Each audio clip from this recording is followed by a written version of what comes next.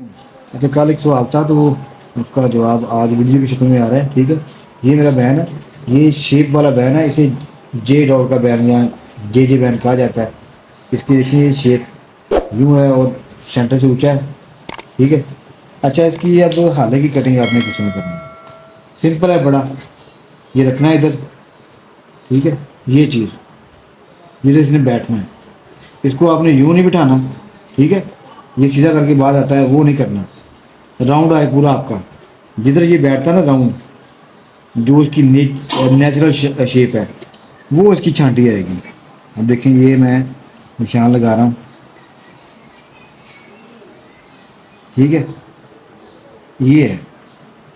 ठीक है, अब ये छटेगा इधर से, ये यहाँ पे सिलाई आएगी तो इसके दो दो सूत्र रख के आपने अंदर से इसको कट कर देना। ठीक है, यहाँ तक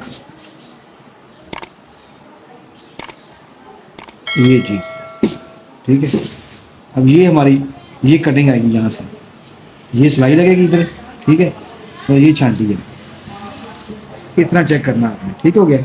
तो ये बड़ा सिंपल सा है, खुद ही बैन बताएगा आपको कि बैन ने किधर बैठना है।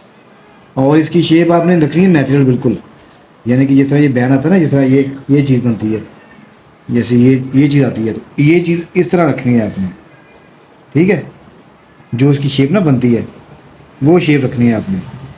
अक्सर मैंने देखा यूं कर देते हैं बिल्कुल, ये चीज़ बनती है तो ये चीज़ जो है ना वो डब्बा सा बनता है, ये नहीं करना आपने। ये तिरछी जाएगी। ठीक हो गया, उम्मीद है आपको समझ आ गई होगी। ये देखिए। ठीक है, ये कटिंग कर दी इसकी, बैक साइड नहीं छेड़नी बिल्कुल। बस यहाँ से आपने जितना वो शेप में आता है उतना लेना है। ठीक हो गया।